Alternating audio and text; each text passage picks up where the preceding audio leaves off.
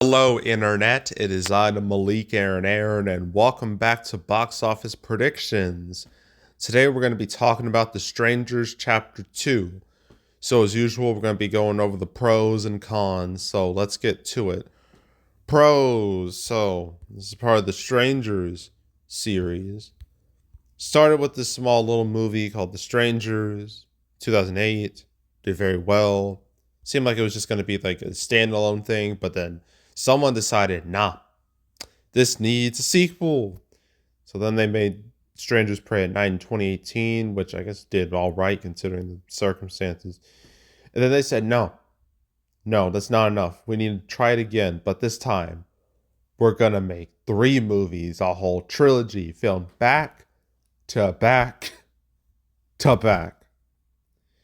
I don't know who thought that was a good idea, but normally I wouldn't say this, but in terms of whoever executive thought that was a good idea, I hope they lost their job because that was a stupid, stupid, stupid decision.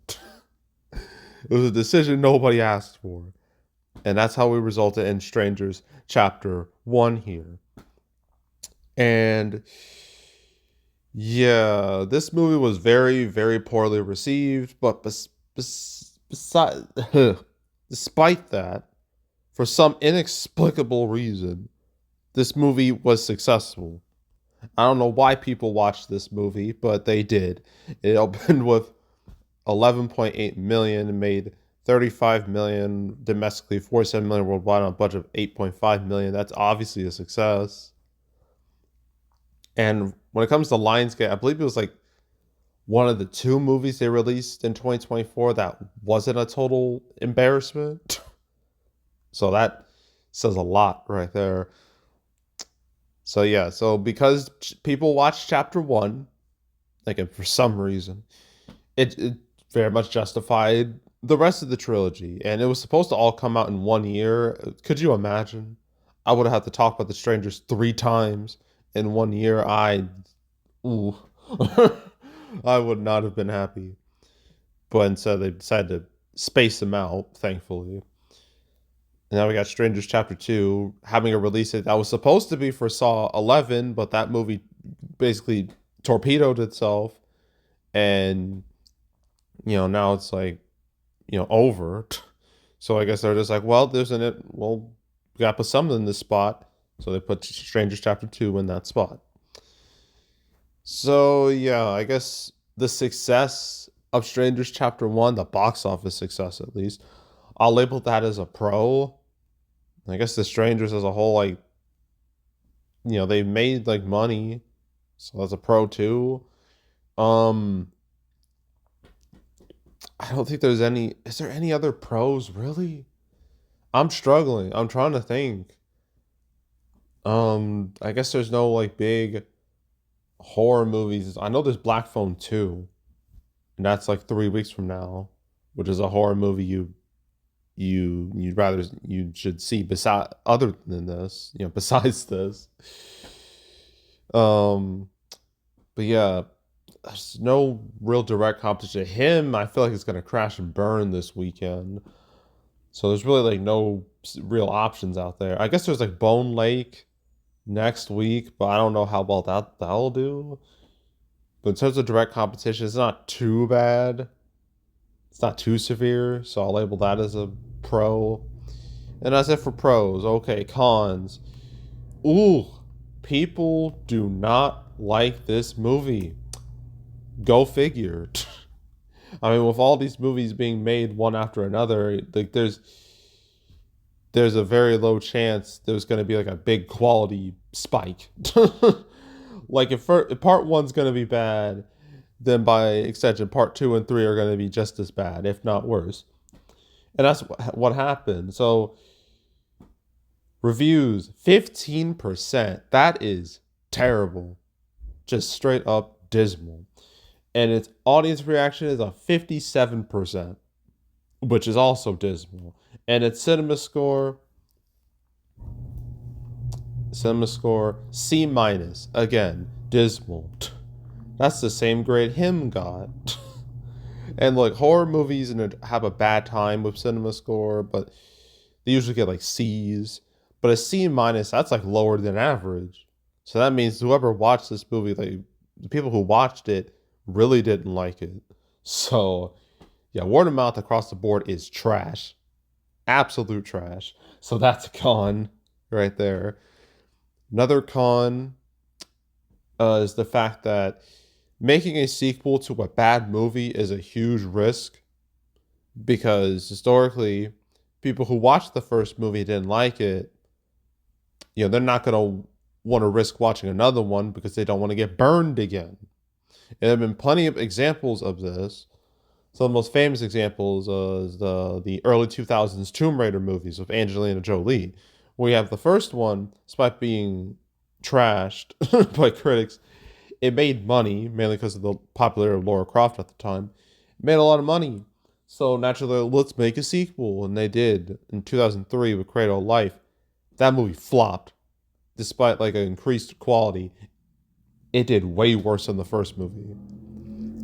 So that's one example. Another example is the mid 2010s, Michael Bay produced Ninja Turtle movies, where the first one, despite being trashed by critics, made a lot of money, made like almost 500 mil.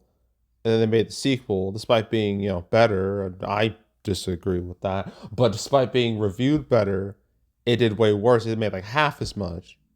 So yeah, there's been big, notable examples of bad movies getting sequels, but because people were burned by said first movie, they didn't bother to watch the second. So it's not like a new thing. It's happened multiple times before. So yeah, so that's a con with this, especially since the quality of this is even better than the first movie. It's actually worse. So yeah. So that's like con number two. Um and I guess any other cons, like serious cons, those are like those two cons are gonna kill this movie more than anything else. Um I don't know. I think that's it.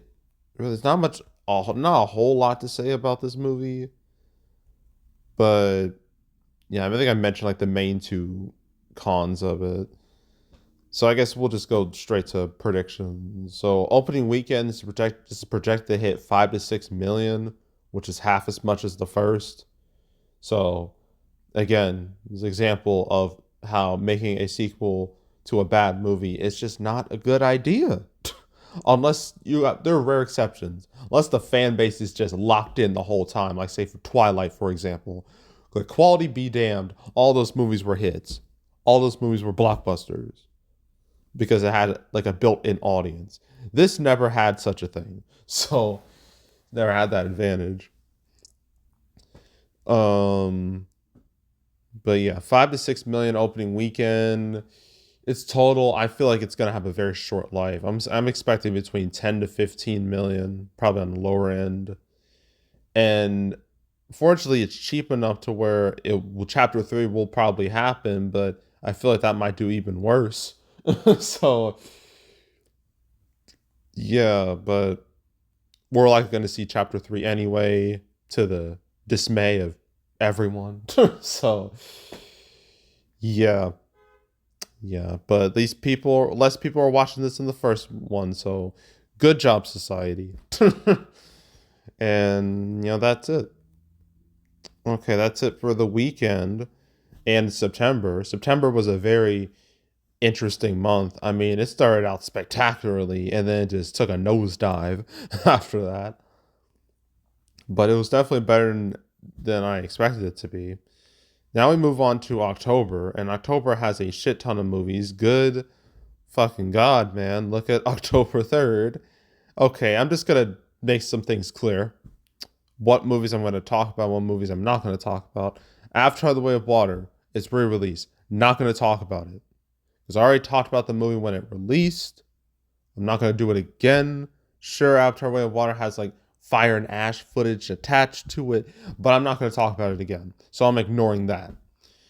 And Taylor Swift's official release party of a Showgirl, I've decided I'm not going to make a prediction video for that either because it's only out for 3 days. So what's the point?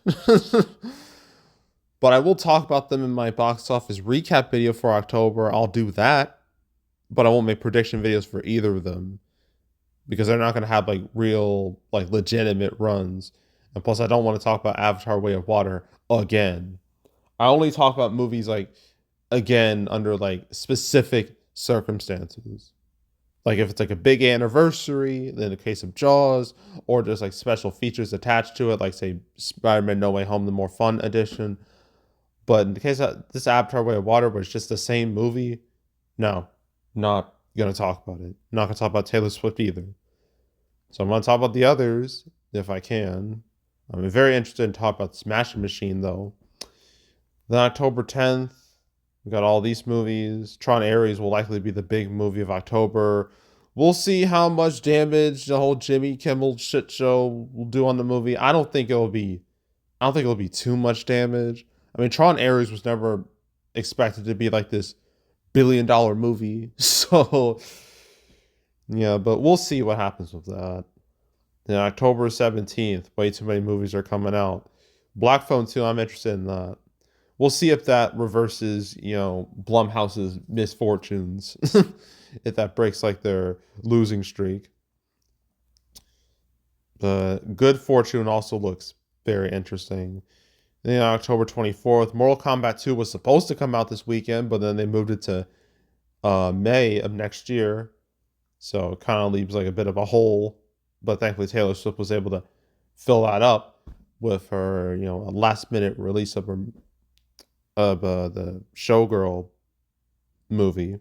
It's not really a movie, it's more like a theatrical event. Yeah, October 24th, you have all these movies. Then October 31st, you have these two movies. And then that's it. So yeah, October is hella busy, which sucks for me. But, it is what it is. And yeah, so I guess stay tuned for all those prediction videos. But yeah, that's it. That's all. Make sure to subscribe, like this video, leave a comment, turn on notifications, share the whole drill. You want to check out more videos like this? I got playlists on the homepage, all previous prediction videos I made this year, the past few years. You want to watch any of them, go right ahead. There's also box office recaps where I go over the box office results for any particular month. I lost my train of thought.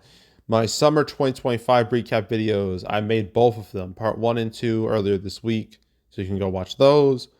My September recap will come out 2 weeks from now, so stay tuned for that as well. But if you want to watch any of the past recap videos on this channel, you can go right ahead. There's also the canceled series where I went over all the movies that were supposed to come out but didn't. I never talked about Strangers Chapter 2. I did talk about Chapter 1 though. But Chapter 2, no, never talked about it because it didn't have a release date at the time. So yeah, but I've made 250 episodes of Canceled, so if you want to binge watch that whole series from beginning to end, I highly suggest you do that, so go do it. And yeah, that's it. That's all. I am out. Goodbye.